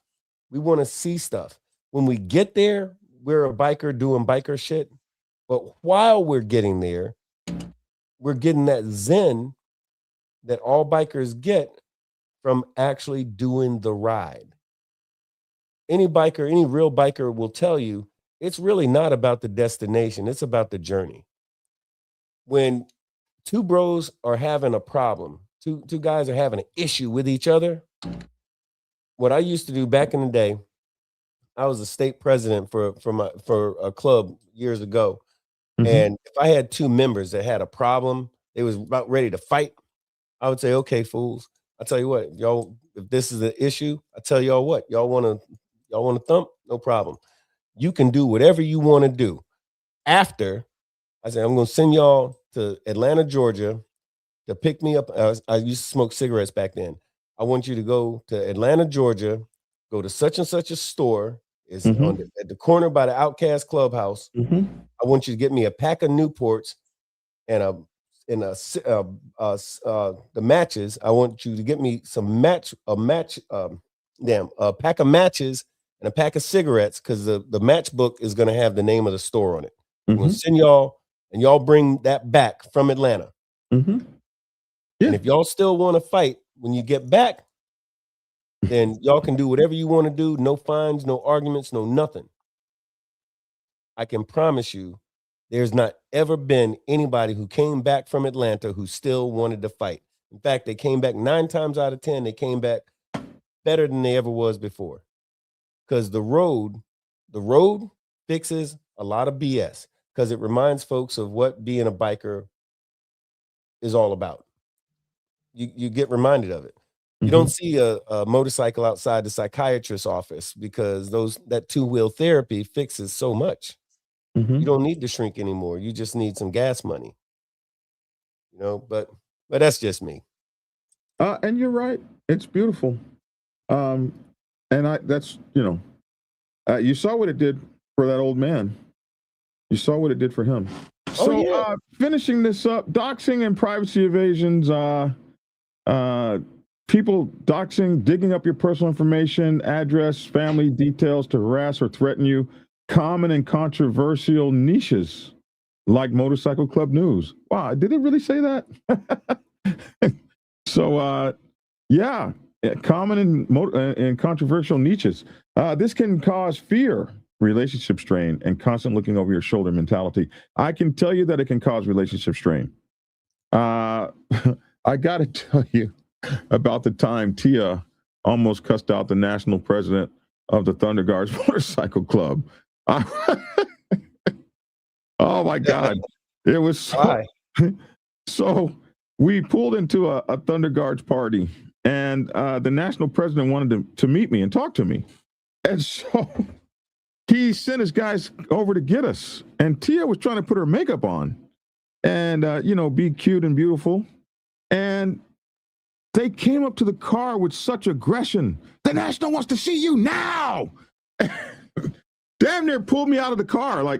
And Tia was like, I can't put my, Tia was angry. And so they damn near pull us up to, they're very national sent for him. So he needs to go and he needs to get there now.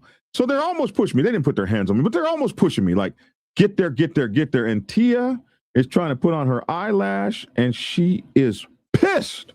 And we get up to the national, and I shake hands and hug him and all that kind of stuff that you do. And I said, and this is my lovely Tia. And he looked at her and smiled, and she said, I'm ready to go. Oh man. And I looked at him and he looked at me. And I just shook my head, man. Like, okay, well, here we are.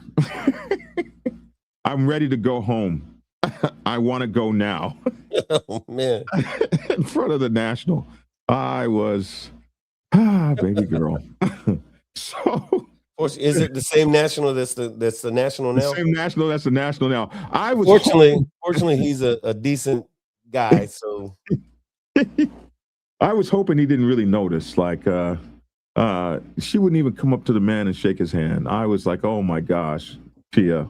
Parasocial relationships gone wrong. Fans forming one-sided bonds can turn obsessive, leading to emotional drain or dangerous encounters. Deranged followers showing up at meets or sending unhinged messages. I've had I've had people do crazy shit like show up on my doorstep at 2 or 3 o'clock in the morning in my gated neighborhood. With how did you even get through the gate, bro? I've had that kind of stuff happen to me, and it's all part and parcel to doing social media.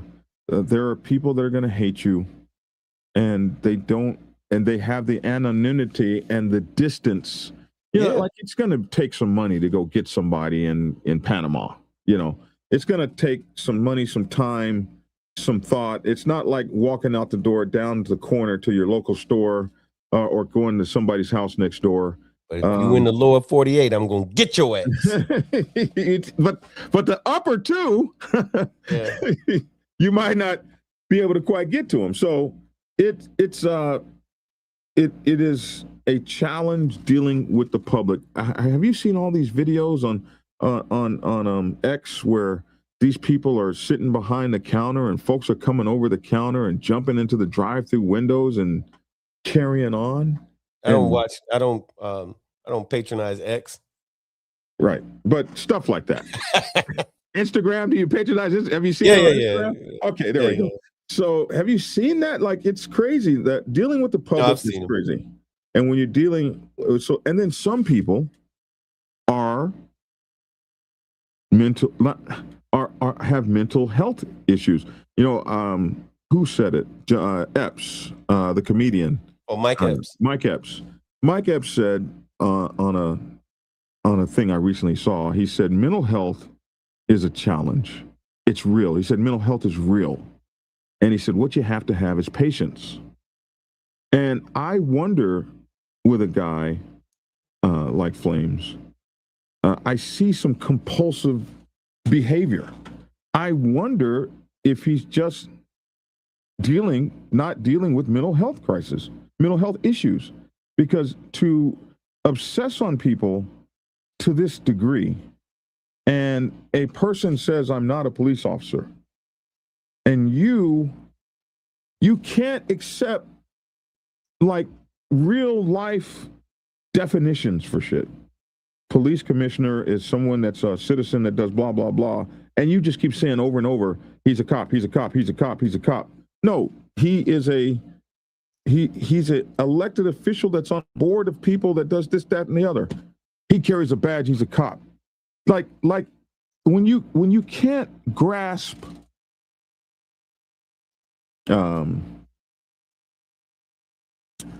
it's not that they can't grasp it, they don't want to.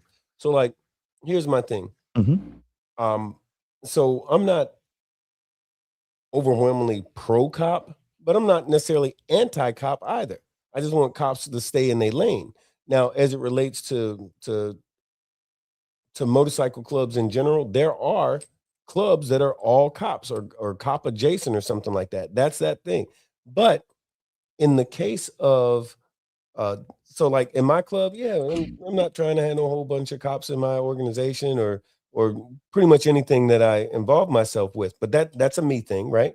But that doesn't mean that for some reason I have to, by default, hate a guy because he is specifically in the case of Lavish. Lavish lived in an area, and I said it earlier, Lavish lived in an area that absolutely needed some attention in regard to how the police were operating. So either you can bitch about it all day long, or somebody can say, basically, I'll take one for the team. I'm going to throw my hat in the ring to do what's in the best interest of my community. Now, if I was to do that, I can tell you I'd be laying my rags down in order to do it. But somebody needed to do it and he did it, and I respect it. I mean, legitimately, I respect that. So I'm not going to hate on. I had in the whole time I've been doing the Big Boneyard Biker podcast, like, subscribe, share. I'm trying to learn how to do that stuff. But anyway, I had this lady, Queen Bee. Her real name's Helen Brown. Matter of fact, she was at the Proc. I just realized she was at the Proc, and I didn't even realize it. But anyway, Queen Bee, she's in a motorcycle club, and she just so happens to be the officer in charge for the state of Mississippi. She's I want to say she's a captain, and she's in charge of the human trafficking task force in the state of Mississippi. I did a two-part show about human trafficking, and I was very happy to have her on the show. Mm-hmm. And I had some fools talking about, I can't believe you had a cop on the show. What are you, stupid? Of course I didn't have a cop. I had the cop who is over a whole entire state for human trafficking. So of course I had her on the show, and nobody can tell me I can't have her on the show because she's a cop. And half the folks saying this stuff are not 1%ers. If anybody's supposed to have that issue or that concern, it's supposed to be me and mine, right? I don't want to hear from some other person who's trying to be an armchair diamond holder, armchair. And half the folks talking this trash ain't in a club and are barely in the lifestyle. But they're like those people who, the Monday morning quarterback who never played one down of football, is going to tell you how you're supposed to play your game. I don't want to hear that.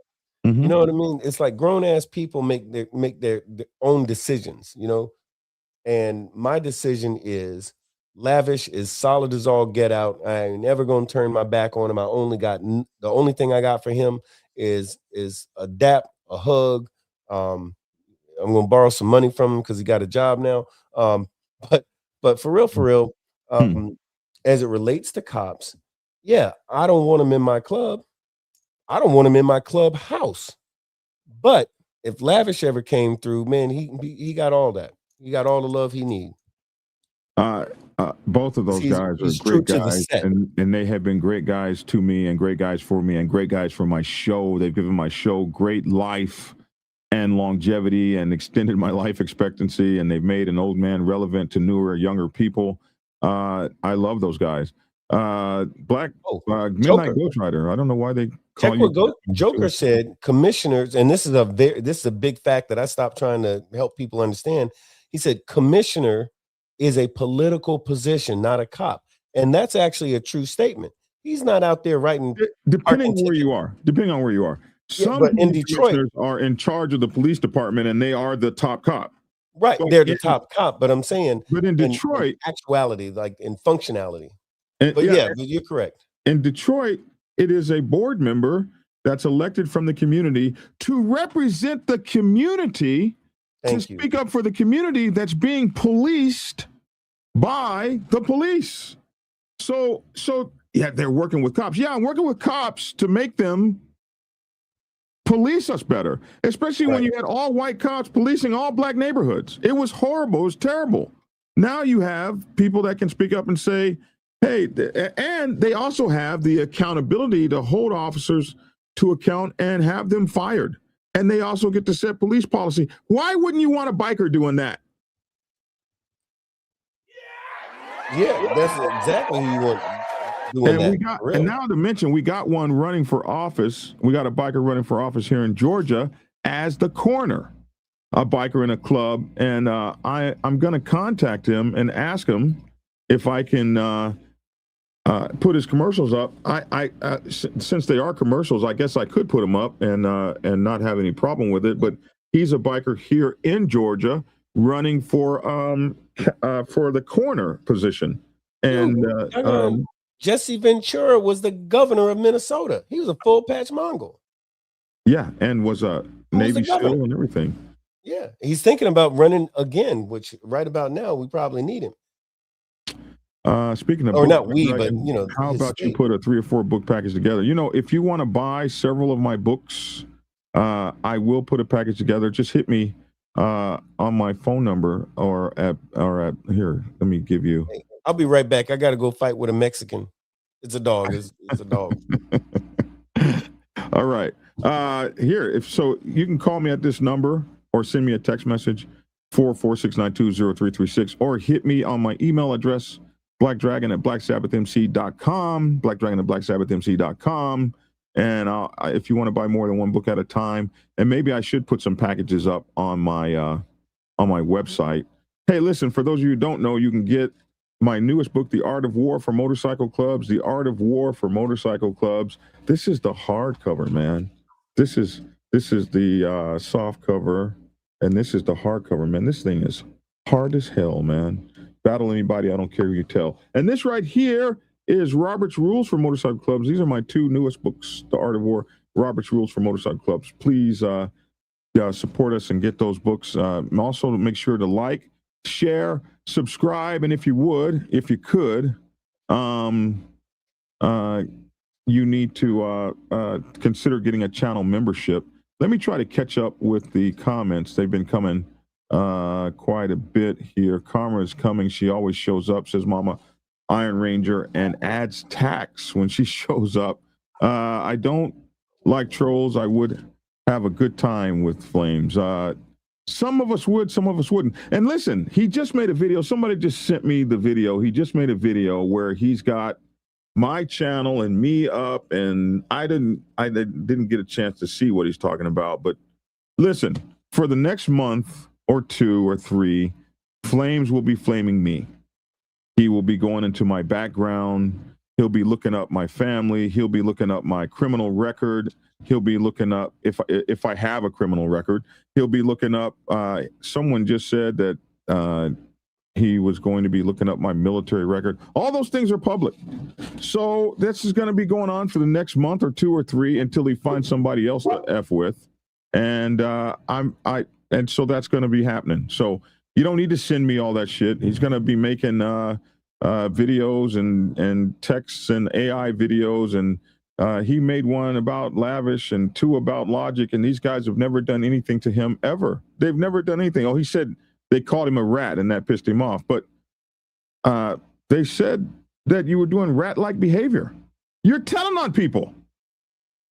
Rats don't tell on anybody. Like Lavish said yesterday. If like you just said, Bone, if I got a problem with you, like if you're in the neighborhood and you touch a child, we don't call the police. Nope. You just don't make it out of the neighborhood. Now, I didn't grow up in a neighborhood like that. I grew up in a neighborhood where we would call the police on your ass. If you did something wrong, they'd pick up the phone and call the police in a heartbeat. I didn't come from a neighborhood that don't call the police and handle things internally. That wasn't my mom wasn't having me grow up like that. Blame her. I'm glad that I didn't have to see that. But I have become a leader in a motorcycle club. I can remember one time I was like, those 1%ers did what? We can call them. Whoa, Black Dragon. Whoa. No, we don't do that, man. That's not I'll tell you a thing, and this is something a lot of folks don't know and might not want to believe, but in most cases, in a lot of areas that I know personally for a fact, the police love when there is a 1%er clubhouse in a neighborhood. In neighborhoods. You know why? Because crime goes down. Because ain't nobody having no silly shit going on in the area around the clubhouse. Why? We don't want no cops coming around. We don't want nobody acting a fool or whichever it is. So you end up having good relationships with the neighbors, and the neighbors know if they got a problem, they don't call 911. They go knock on the door at the clubhouse, or they call so-and-so, or they call so-and-so. And if there's a problem in the area, I have literally been standing outside my clubhouse. Cop come over and hey, you know, y'all heard about such and such and such. So and so somebody's doing this, somebody's doing that. That lady, somebody did something bad to that lady. Hey, we ain't saying nothing, but somebody did something bad to that lady, and if something bad happens to that person, we don't know nothing about it. Not saying that anybody did anything. I'm saying that the police, and if there's a clubhouse in the area, they become the de facto guardians of the neighborhood, because what they're taking care of is their house, and by default, the community. And like we always say, take care of the community will take care of you. I had my man Ziggy, who's in Tampa, Florida. Shout out to Ziggy. If anybody needs any commercial plumbing done, Ziggy is the man. You can find him on Facebook. But reached out to my man Ziggy because we had a plumbing issue that he had to work outside of the clubhouse to fix it. And I said, "Oh, I'll meet you down there." So we're supposed to meet at the clubhouse. He got there before me. And I'm on my way, probably 10, 15 minutes from the clubhouse. He calls me. I was in a cage that day. He calls me, "Hey, where are you?" I said, "I'm on my way." "Hey, well, hurry up." I said, "Why?" He goes, "Man, I don't feel safe out here." I said, "What you talking about?" "Man, he goes, your neighbors. I said, "My neighbors? What are you talking about, my neighbors?" He said, "Yeah, man." He said, "It's like a team of crackheads out here, and they don't seem too happy." I said, "What are you talking about?" And then he said, "Can you hear him?" And you hear people, "What you doing back there? You ain't no outcast, damn it." So I get there, and it's about 15, like homeless people and, crackheads and stuff like this. And a couple of them got some sticks. One of them's got a bottle. Why? Because this man was digging a hole in the backyard of the Outcast clubhouse, and they knew his Puerto Rican ass was not a member of Outcast MC, and they was going to handle that business. So I get out the cage. "Hey, wait, what's going on?" "Hey, we caught him. We got him boxed in." I'm like, no. That's the plumber. He's supposed to be here. "Well, he should have said something." And Ziggy's going, "I did say something. I told you I'm the plumber. You don't look like no damn plumber. Whoop your ass." So we had to calm him down. But guess what? Those crackheads, those was our crackheads. Those homeless people, those are our homeless people. They know if they need something to eat, we got them. If they need this, hey, we got them. We watch out for them. They watch out for us. And the funny thing is that it doesn't matter whether you're talking about one of the nice houses in the area or the crackhead in the area or the police in the area. They don't screw with us because we take care of the area. And that's the same. You can rinse and repeat. It's the same thing for pretty much every clubhouse everywhere. Whenever a thing happens and you see, "Oh, they went to so-and-so's clubhouse and the authorities and da da da da da," what do the neighbors always say? "Oh, man, we've never had a problem. These people always helped out. They're always friendly. They always watch out for us." It's the same thing all the time. But take care of the community. Community takes care of you. F the police. No, I'm just kidding. I'm just playing. I want to take a moment here to let you guys know about Dark Soul. Dark Soul's Corner is his YouTube page. He passed away, and this is the GoFundMe set up by his family. If you guys wouldn't mind, let me take this down. His name is Michael Bersuter. My dad, Jay Bersuter, was the devoted husband, father, and grandfather, and who dedicated his life to his family. He worked hard and retired from LSU in Louisiana, leaving behind a legacy of love, commitment. He's survived by his 2 children, Michael and Michelle Bersuter, 6 grandchildren and 6 great-grandchildren. His presence brought warmth and strength to our family. His memory will always be cherished. In recent years, my dad bravely battled Parkinson's and dementia. These illnesses slowly robbed him of his independence and vitality, and watching him go through this was incredibly difficult for us all. This is very tough to watch that. Despite these challenges, he remained a source of inspiration and love to everyone around him. His journey was not easy, but he faced it with courage and dignity. We are now facing the financial burden of his outstanding medical bills and funeral expenses. Any support you can offer will go directly towards the cost, helping our family honor his memory and give him the farewell he deserves. Thank you so much to anyone who was able to help. Life is truly too short. Please remember to cherish every moment with your loved ones while you can. They're only asking for $600. So let's try to get him some more money. Lissa has probably posted this in the comments. I will post it as well, so that you guys can get over to him and Dark Shadow, Dark Soul rather, and Dark Soul's Corner is his YouTube page, and go look at his content in memory of the man, and we appreciate knowing him. Sorry to see him go. Big Bone, also, they want you to post a link to his channel. Someone asked me, what book would you buy of my books that I've written if you're interested in motorcycle clubs? The very first one, Prospects Bible, or Motorcycle Club Protocol 101. Either one of those two books will get you started. Make sure to hit the like and subscribe button. Black Dragon as well. He's a strong brother and has passion for helping others grow. I appreciate those kind words. Make sure to also like, share, and subscribe to Big Bone 1%er from the Big Bone Yard. And I'm the guy who created his logo. I just want that to be out there. That's a fact. Look, I use it for a lot of stuff, but I was trying to post the URL. See, I'm using the URL, the alphabets, like I know what I'm talking about. Now, I was trying to post the link for the Big Bone Yard, but it's on YouTube, so you can just go the Big Bone Yard, and it's got to be capital B, capital Y, because I guess apparently if you do it differently, it takes you to a completely different thing in China or something. But the Big Bone Yard, that's on YouTube, or you can catch me at on Facebook, which is Bone OFFO, and I think it's the same thing on Instagram and all that. But yeah, if y'all check me out on Facebook, it'll be up there somewhere.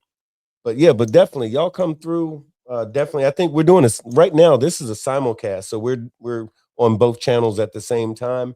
But I definitely appreciate the opportunity to kind of wax poetic on these subjects, because look, I love this MC thing that we do. I really do. Yes. And I think that there's a place for a lot of folks on the set, but it's not for everybody. There's some folks have the wrong mentality to be trying to insert themselves into this culture. You know what I mean? There's good and bad with anything, but like I always say, man, the set, this thing, this is where men are men and women are glad about it. We got grown ass men and grown ass women having a good ass time, and we don't need it messed up by a bunch of foolishness, And that's why we do these shows, so we can address the foolishness and hype up the good shit. That's really what we're doing. But yeah, for real, y'all check me out at the Big Bone Yard, or Facebook, Instagram, all like that. Hey, Big Hooch, we are broadcasting in two formats. One is straight up and down for people that want to watch us on phones like this, and if you're on YouTube, you can watch it the way we normally do it, like this. So both of them are on YouTube. So that's why the screen is different. And on Facebook, we're broadcasting up and down, and they don't let us do both at the same time. So we're just really going back and forth to see which one we'll be using. You guys let us know which one you like, and that's what's going on. Merlin, all you got to do is call me, and I'll send you some books, man. You know that. You don't have to send me anything. Just tell me, Merlin, just tell me which books you want. You know that. We have one in Texas, Mark Gonzalez, who used to be a DA, now running for, he's a biker running for office. Absolutely, man. I think we need to have more of us in these positions, and being isolated in a time where communication is everything is silly. So anyway, it's nice to have you, DD Sorensen 8749. Nice to have you on the show. Please become a subscriber. And it's nice to know that you've raced against some of the greatest. Ricky Gatson is a very, very close friend of mine, and we made the movie Biker Boys together. That's how far we go back. So actually, we go back a little bit before that, but it is a pleasure to have you on the show. And thanks for tuning in, hanging out with us. I see you, Midnight, Black Dragon, the Midnight Ghost Rider. I don't know why they got your name as Catman, but we know who you are. Hey, you guys make sure to take a look at Biker News Canada. Biker News Canada, really great show, man. Really great guy. He's got a book here Oh my goodness. I always have his book right here. What's the name of your book? Man, I always have his book sitting right here. It's not usual that I don't have his book close at hand, but he's got a great book. Former 1%er. Here it is. I got his book, man. Don't act like I don't have his book. At the Playpen. One Night at the Playpen. This is from Michael Jarvie, Biker News Canada. So I actually have an autograph copy right there. Yes, sir. This is a wonderful book about outlaw motorcycle club life. He is a retired member of a 1% motorcycle club, a big one up there in Canada. So, yeah, I'll make sure to get his stuff. Always glad to have him on the show, man. So, anyway. What is that? He did mention that BD at first said he had no problem with him. Lavish became extremely upset, and comments were posted saying BD was not supporting his co-host. You know, I didn't care about that. That really didn't bother me, and I didn't have a problem with Flames, except that I always told him, I don't like the way you go about doing these things. I don't like how you will destroy people that you have determined that you're going to be judge, jury, and executioner of. I didn't have a problem with his research and things like that. He's somebody trying to do his thing. If you guys know me, I'm supportive of everybody that's trying to do a show. But some of his, when I saw him targeting people, and there was this one kid I knew that was a Hell's Angel, and I've been talking to this kid since before he even was in a motorcycle club, and I talked him through not only starting his own motorcycle club. He would call me up. I would tell him every step to make. He had to go to the COCs and all that. I talked to him from taking his motorcycle club from a one-piece motorcycle club all the way up to a three-piece 1%er motorcycle club. I was with him the whole way on the phone, text messages, and all that kind of stuff. And then one day he finally patched over and became a mighty Hell's Angel. And I was so proud of this kid. During the pandemic, his neighborhood, his community called his motorcycle club to come and protect their stores during the riots. He had gone from a 17-year-old punk committing crimes to a respected leader in his community. And Flames dug up something in this guy's background.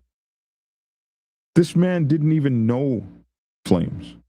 He dug up something in his background and published it and pushed it to the point that they had to put that man out of his club. For something he did when he was 17 years old.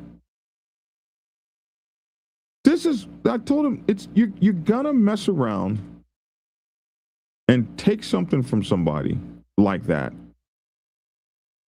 And it was something that was 20, 30 years ago. And stop that. Stop doing that. That's not how bikers get down. But you're not a biker. So you don't understand us. You don't understand what we do. You don't understand how we get down. It's all about respect. We all have hey, listen, you go digging around in my closet, you're going to find some bones. We all have bones in our closet. I'm expecting my whole life to be laid out because I pissed him off and talked about him. Well, at least he won't be effing with Lavish no more. So, hey, put it all out there, man. This is what happens when we take these positions. And I'll tell anybody, you want to be doxxed or any of that stuff, start doing a daily show of any kind. cooking. Do a show on cooking, and you'll get a cooking hater channel after you because you didn't fry pork properly according to the kosher standard or something. It's crazy. But it is what we do in this. All right, man. Thank you for being on the show. Man, anytime. This has been very cool. And thank you for being on my show. Anytime, man. Hey, nah, man, but real talk. I love doing this. I think we were able to touch base on a few different subjects. I will tell you one of my biggest concerns that is actually plaguing my life and my efforts to provide good quality content. And it's Mexicans. There's two of them. They belong to Miami, and they identify as Chihuahuas, right? I ain't buying that. They're two Mexicans. I asked them 4 times to provide some documentation of citizenship. They won't do it. They claim they don't know how to speak English, right? I ain't buying it. I call ICE. ICE won't come and get them. So I'm gonna have to handle that business. Don't nobody tell Miami, because she's all, yeah. But hey, that was the house painters are here painting. So the Mexicans are going crazy. I call them the Mexicans. But the Mexicans are going crazy because the people are painting the house. Mm-hmm. What are you gonna do? And in fact, if they was Mexicans worth a damn, they would be painting the house. See what I'm saying? Yeah. Well, no, they just get fed. You got to ask who is the smart one, the dog or the owner that they don't have to do shit but lay up and be fed, and like these big greedy buzzards over here, man. Anyway, largest deportation in history, my ass. What? There's 2 of them right here. What? All right, man. We're out of here. Okay. Hey, all right, man. Hey, peace and love to everybody. Hey, thank y'all for coming through. Jay, I see you, man. A Physique, man. Thanks for y'all coming through. And like I said, y'all check me out on the Big Boneyard or Facebook. And I'll be playing your commercials going out. All right. Okay. Oh, yeah. Oh, hey, one more thing real quick. So the HB 429, those bills that we're fighting in Florida, we're still in the fight. They cleared the House, but we look like we've got a good fight going on in the Senate. If you get a chance, still go sign that petition. And I'll be putting out more information about what you can do to help us in this fight against the government trying to steal away the rights of bikers. But go to change.org and just put in HB, like Hotel Bravo 429. We're going to keep updated information there and some other places. But look, y'all help us out. Show us some love. We want to keep being bikers, and they don't want us to. Anyway, that's all I got. It's because y'all in China and every place is showing out. All right. Yeah. We're out. Decided to pursue a career in law because it gives me an opportunity to help people. When a client chooses us to represent them, they're entrusting us with a huge responsibility. It's our goal to exceed their expectations with our personalized service and to help them to achieve the best possible recovery to compensate them for their injuries. That's where we come in. We come in and we solve that problem for them and really set them on the right track in order to try and get back to what their life was like before the accident happened. Yeah. Okay. So listen, I'm Black Dragon. That's my 2 cents. Love to hear your 2 cents in the comment section below. We're going out. We're going to play 2 outros, his and mine, because we're broadcasting on 2 channels. So here's his outro and then mine. Hey, y'all. Thank you. Much love. Thanks for tuning in and get skinny. Let's see. How do we do this?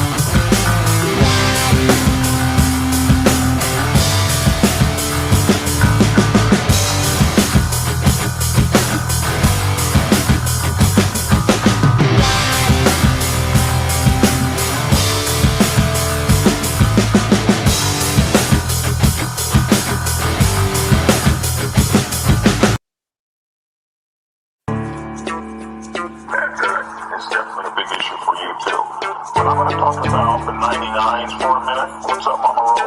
Let's talk about the 99s for a minute and what our responsibilities are and what we need to think about. Because if you don't really know what's going on the set, you can find yourself in kind of a precarious predicament if you make the wrong kind of moves or do the wrong kind of things when this kind of stuff goes on. So, when most percenters get into a war with one another, what should 99%ers do? Here's 10 things you should know. Thing number 1. Stay in your lane. Find a corner and put your motorcycle club in it. If you're a president, you want to find a corner and put your motorcycle club in it. What I mean is, the second is volatile. It can be very dangerous. And when you have that kind of thing going on, this set's not safe. So, as a 99%er motorcycle club, what you want to find is yourself in your business, in your lane, while all of the fancy stuff gets handled on other levels. Yeah, you heard that, didn't you? On other levels. Tried to tell you suckers, Black Dragon is the man. The Black Dragon is the man. A real OG. Bonafide, certified, a true MC. The biker boys. The biker boys. It's in the house, most definitely. Blow the whistle for Black Dragon, Biker TV. That's right, I said Biker TV. See, one day, young Dragon made his way out the Navy to become a prospect. Some people thought he was crazy, but 5 years later, hard work became a habit. He became the president of the mighty Black Savage Nation. MCs, y'all, respectfully.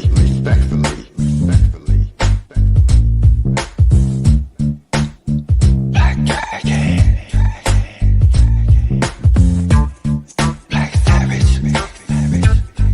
MC. That's right, y'all. Give it a thumbs up. Black Dragon Biker TV at its best. Oh yeah, and don't forget to get his prospect Bible book. So proud of him.